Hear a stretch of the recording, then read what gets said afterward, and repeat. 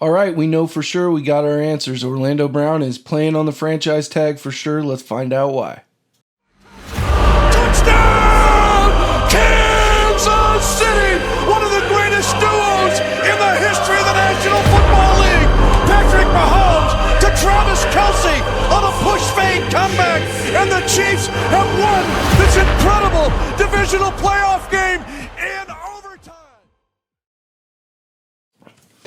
All right, so as always, I'm going to start off this video by thanking everybody that's supporting the channel. I really appreciate it. Thank you so much. I am so impressed with all the interactions and all the diverse ideas that come out in the comments.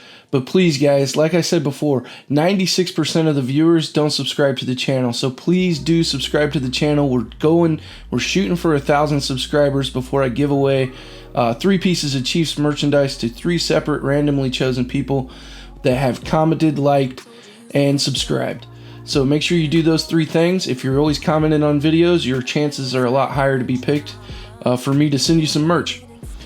And it'll be Chiefs merch that I get down in St. Joe when I go to training camp. So with that, we got our answers on Orlando Brown. We're not going to get him to a long-term contract, at least not this season. There's a lot to say about this. This is actually the second time I've recorded this video. I recorded one in the car, but more information has come out since then, so I get a chance to actually sit down here in the office and make a good video for you guys, which is probably better anyway. So what we know is that Orlando Brown probably made a mistake hiring the agent that he has, and that's my personal opinion, and I get that. But the Chiefs tried to pay him. The Chiefs tried to offer him a very, very generous contract. To be completely honest with you, I think they offered him a little bit more than I would have. And that's saying something, because I've been the one for the last couple weeks sticking up for him and trying to say, hey, pay the guy. So I know all you guys that for whatever crazy reason you don't like him as a player. We're not going to argue about that right now, because there's no point. And yeah, I'm not gonna get down to a level where I start questioning people's judgment. It's your opinion, and that's fine. I would say, as far as the player goes, it really doesn't even matter. Let's just talk about the contract for a moment. The Chiefs went and they offered him a 6-year contract with the highest bonus and the highest APY for tackles. That's what you were asking for. You want to be the highest paid tackle. They tried to make you the highest paid tackle, and then you turn it down. And the reason that was given was that there were not enough guarantees in the contract. There was not enough guaranteed money. That's where the difference was. From what I'm reading currently, there's an article by Nick Shook, and that is on Around the NFL. And he's basically saying the Chiefs offered get fully guaranteed through 2023, which is the end of next season. So that's 2 years of fully guaranteed money before the Chiefs could get out of the contract. And I'm sure there was probably more guaranteed money in there, but basically the article is saying that it was fully guaranteed money through 2023. That doesn't mean that after 2023 there was no guaranteed money. It just means that those first 2 years of the contract were fully guaranteed, and that's reasonable. That's fully what I expected. You probably had an out in the 2023-2024, the 2024 offseason. You probably had an out that would have stung, and then in 2025 you probably had an easy out. That's pretty normal. That's structure. That's what I've been preaching to you guys the whole time, is that structure matters. And it sounds like that contract was structured pretty much exactly the way I expected it to be structured. So, I find it really, really, really disappointing that he didn't accept that contract, because it's pretty much exactly what you're asking for. And I'm really not sure what he thinks he's going to get. If you think that a big man position is going to get a fully guaranteed contract, you're out of your mind. That's not going to happen. You're playing the most physical abusive position perhaps in football. You know, I mean, every position has its argument for that. But when you're playing 1,000 some snaps at offensive tackle, going against some of the most big athletic dudes in the world, you know, your health is not guaranteed. And we saw that with Mitchell Schwartz. And let's take a real quick moment to recognize Mitchell Schwartz as he retires officially. Mitchell Schwartz went out with an injury, and when he went out, he was the best right tackle in football. By far, it wasn't even really close. The dude was an absolute technician. He was an amazing football player. Congratulations to Mitch. What an amazing career. And it sounds like he's going to stay in Kansas City long term, him and his family, and he really loves KC. And he wrote a pretty well-written and heartfelt letter out to the fan base and the organization, thanking everybody and all his teammates and all that for his career. And that's awesome. So congratulations to Mitchell Schwartz. But the reason Mitch came up is that you never know when your last snap of football is, man. And the same for Orlando. I mean, he could go out this year and do something terrible. Knock on wood, I hope he doesn't. I don't want anybody to have terrible career-ending injuries. But, you know, we never know when the last snap of football is. Very rarely do you get to go out on your own terms. So these guys that are wanting fully guaranteed contracts at these extremely physical positions, I just don't see it. And if that's what he was going for, that's lunacy. And he's getting some really bad advice from his agent. And I think his agent is an absolute quack. And for advising him not to accept this could really blow up in Orlando's face. If he doesn't go out and perform better, he has to perform better than he did last year, which was already good, and we've had discussions about that, and I know some of you disagree with me and you don't know what you're looking at, and that's okay. But he has to do even better than he did last year. So if he goes out and does the same or worse, he's going to lose on this gamble. I don't know that he's going to be a Chief long term at this point. That's certainly not guaranteed. They have a few options, so let's talk about what could happen. I know a lot of you guys that are critics of Orlando are clamoring to just replace him with a draft pick, so let's discuss that real quick. That is a gamble. That is not a guaranteed thing. Draft picks are not guaranteed. You don't always hit on any position, let alone the offensive line. So you've been maybe possibly a little spoiled lately with our success on the offensive line and our ability to really truly evaluate those rookies coming in, because I think we've done well. I think we did well this year. Time will tell with Kennard, but anyway, planning to replace an Orlando Brown level player with a draft pick is a gamble. There is a high probability that the guy you pick is not going to perform as well as Orlando Brown. Try to be objective in your opinion, even if you are not a fan of Orlando Brown Jr., and just say it's going to take probably 3 years for a draft pick that we take to get to the level Orlando Brown is at right now. Now, is it possible that you hit a home run and you get a guy that performs even better than Orlando Brown Jr. right out the gate? Yeah, sure, it's possible. It's not likely, though, and you guys need to come to terms with that. So, the likelihood of us getting better by replacing him with a draft pick is very low. Then you turn to free agency, and free agency is not a guarantee. I don't know who's going to be available next year. I haven't even begun to look. I will start that sometime over the weekend and probably try to start making videos about what we can do about the left tackle position going into a possible scenario without Orlando Brown the season after this coming season.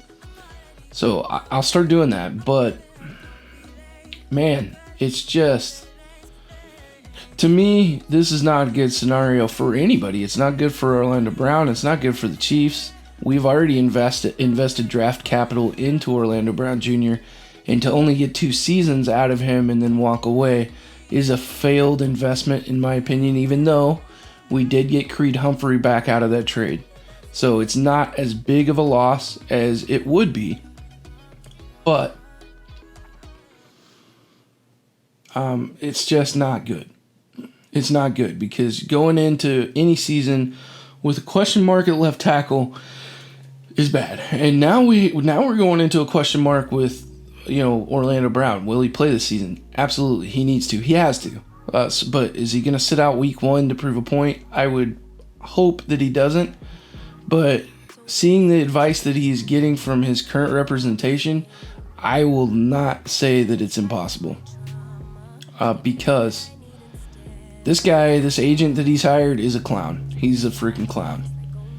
The level of contract that the Kansas City Chiefs offered Orlando Brown was absolutely on par with exactly what Orlando Brown Jr. claimed he wanted.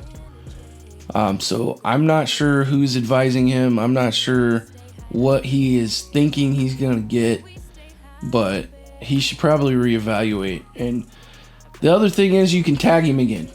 And I know there's probably people jumping up and down. Joe, you can tag him again. Yeah, you can. But I think if you tag him again, that's when it gets ugly. I don't think it's going to get ugly now with the first franchise tag. I really don't. I think Orlando Brown should recognize that the Chiefs made a really fair and generous offer. It just wasn't what he was willing to agree to. So we ran out of time. Okay, I will go back at it when it's time to negotiate again. He should sign the franchise tag and he should show up, in my opinion. Now, he's probably going to use this to skip some training camp because guys do. He might skip all of training camp and use this as an excuse. Guys just do that. And, I don't like it. As a coach, I don't like it. I think it's not a good idea for anybody. But I would expect to see him miss probably almost all of training camp and then start showing up after training camp closes. I don't think it would be a good idea to miss any game checks. I think that would hurt him and it would hurt his value on the open market coming next season. So I don't expect to see that. But you could tag him and trade him after this season instead of just letting him hit free agency. And I think that could get a little ugly, and I think Orlando might get really pissed about that, but too bad, so sad. We're going to tag you, and then we're going to trade your rights to whoever we want for whatever we want. And at least in that scenario, you get something in return for the investment that you made. And you get 2 seasons, and then you can get a long-term guy in at left tackle.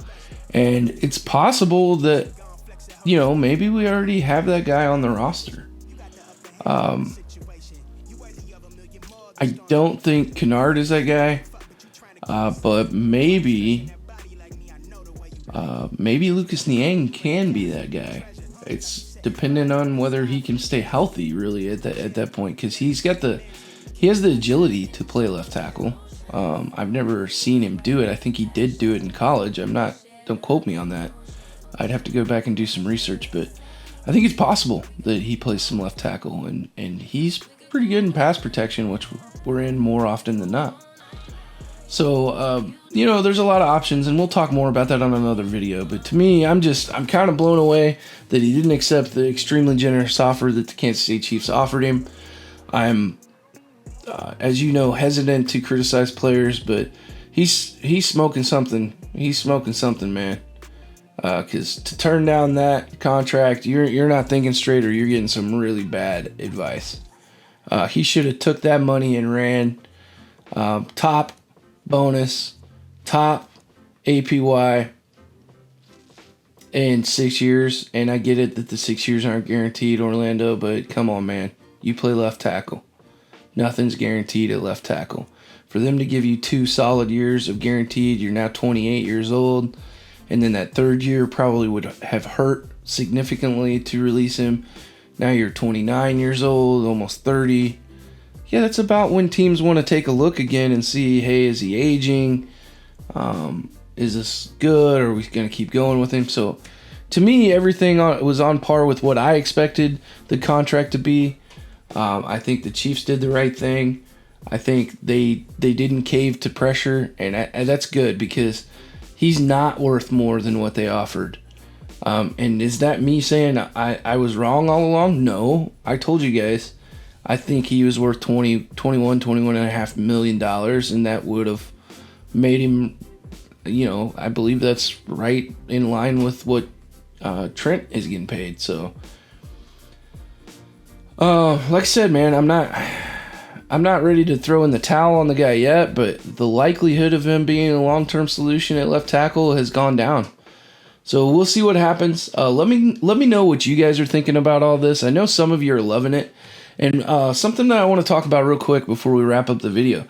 I've noticed that my videos that have negative titles are the ones that get lots of views. And that's disturbing to me. And some of you guys are Chiefs fans, and you got a really negative outlook on the Chiefs. Like, dude, we are in a historic era for the Kansas City Chiefs. We've had sustained long-term success. And if you're trying to be a pessimist just for the sake of being a pessimist, or trying to be a pessimist so you look smart when they finally do fall off, because they eventually will have a down season, I think that's weird. I just think that's weird, man. So stay positive. We have no reason right now to believe that this is going to be a down season. This team looks to be on paper better. We have to see them play before we can determine anything. Once we get a week or two into regular season, I'll be comfortable kind of giving an idea or a projection on what I think this team can do. Until then, until we've, I want to see training camp. I want to see some preseason football, see what the young guys do before I get any kind of even an inkling of what this team may be capable of. So I find it weird that the negative titles are what drives viewership. So hey, we're all Chiefs fans, man. Let's go Chiefs. And like, share, subscribe, comment down below. Thank you so much for all the support. We'll see you soon. Bye. It could all be worse. I could be a hater like you. It could all be worse. Pills to make the man, but that poison's gonna chew you from the inside out. So right now, say it with your chest now. Say it with your chest now.